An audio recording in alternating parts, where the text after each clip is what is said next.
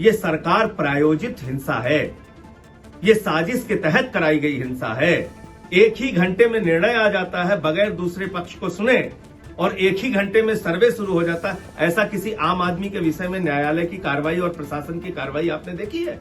आखिर कहाँ ऐसी ताकत है जिसके आगे सब झुक रहे हैं और अन्याय कर रहे हैं? ये लगातार अन्याय उत्तर प्रदेश में हो रहा है।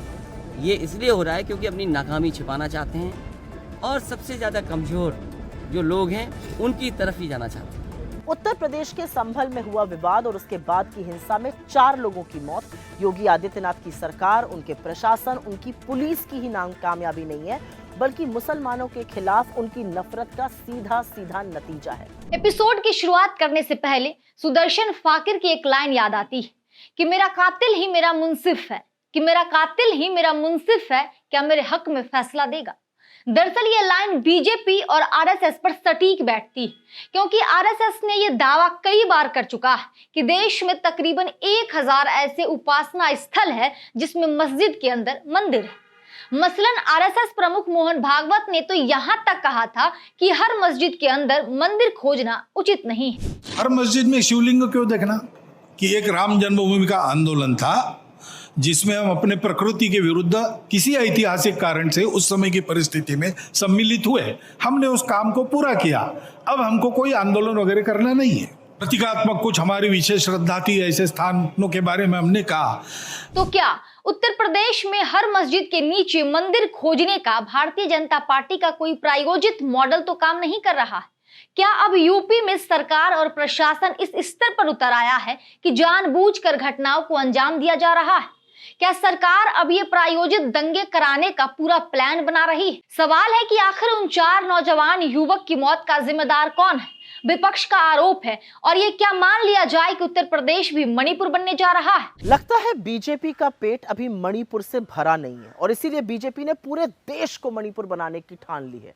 उत्तर प्रदेश के संभल में हुआ विवाद और उसके बाद की हिंसा में 4 लोगों की मौत। योगी आदित्यनाथ की सरकार, उनके प्रशासन, उनकी पुलिस की ही कामयाबी नहीं है, बल्कि मुसलमानों के खिलाफ उनकी नफरत का सीधा सीधा नतीजा है। जिस तरीके से खाकी वर्दी पहनने वाले चिल्ला चिल्ला कर कह रहे हैं गोली चला बे, जिस तरीके से सर्वे करने वालों के साथ नारेबाजी करते हुए एक भीड़ चल रही है, ये सारी बातें इस ओर इशारा करती हैं कि षड्यंत्र के तहत पूरा मामला रचा गया है। एक पैटर्न है और ये एक सेट पैटर्न है, जहां सुर्खियां बटोरने के लिए, टीवी पर आने के लिए कुछ लोग लोअर कोर्ट में अपील डालेंगे, फिर ऑर्डर आ जाएगा, मस्जिदें खोदी जाएंगी, बवाल होगा और बीजेपी अपनी राजनीतिक रोटियां सेकेगी। नमस्कार, मैं हूं शारदा सिंह आपके साथ और आप देख रहे हैं टीबीजी मीडिया की खास पेशकश। संभल हिंसा में मरने वाले 4 युवकों का पोस्टमार्टम रिपोर्ट सामने आ गई, लेकिन चौंकाने वाली बात तो ये है कि पोस्टमार्टम में चारों के शरीर से कोई बुलेट रिकवर नहीं हुई है, जबकि सभी के सीने में गोली लगी थी। बता दें कि सोमवार को कमिश्नर आंजनेय कुमार सिंह ने भी कहा था कि हिंसा में मारे गए युवकों को पुलिस की गोली नहीं लगी, तो आखिर उस भीड़ से किसने गोली चलाई, और गोली भी चलाई तो इस निशाने से कि शरीर को चीरता हुआ निकल गया। आखिर उस भीड़ की आड़ में कौन था जिसने इस घटना को अंजाम दिया?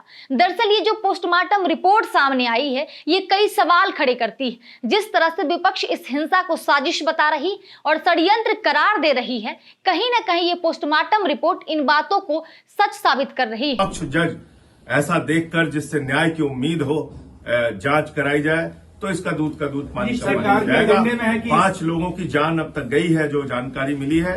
ये बहुत ही दुर्भाग्यपूर्ण घटना है। यूपी का माहौल उत्तर प्रदेश की बीजेपी की सरकार बिगाड़ रही है। सपा मुखिया भी लगातार योगी सरकार पर हमलावर है और इस हिंसा का जिम्मेदार भी सरकार को ही मान रहे। आखिर कहाँ ऐसी ताकत है जिसके आगे सब झुक रहे हैं और अन्याय कर रहे हैं? ये लगातार अन्याय उत्तर प्रदेश में हो रहा है। ये इसलिए हो रहा है क्योंकि अपनी नाकामी छिपाना चाहते हैं और सबसे ज्यादा कमजोर जो लोग हैं उनकी तरफ ही जाना चाहते हैं।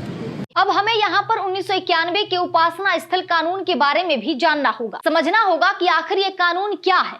दरअसल ये कानून कहता है कि देश में अयोध्या को छोड़कर जो भी उपासना के स्थल हैं, किसी भी धर्म के और धर्म के भीतर किसी भी संप्रदाय के, उनका अब कैरेक्टर नहीं बदला जाएगा। अगर कोई दावा करता भी है तो देखा जाएगा कि 15 अगस्त 1947 को उस स्थल का कैरेक्टर क्या था, जो था वही रहेगा, यानी कि उसी के आधार पर तय होगा। बता दें कि अयोध्या जजमेंट में सुप्रीम कोर्ट ने विस्तार से 1991 के कानून की सराहना की है, लेकिन आखिर राम मंदिर का फैसला लिखते समय चंद्रचूड़ ने ऐसा क्या किया कि पहले ज्ञान व्यापी, फिर मथुरा और अब संभल तक उसकी आंच पहुंचने लगी।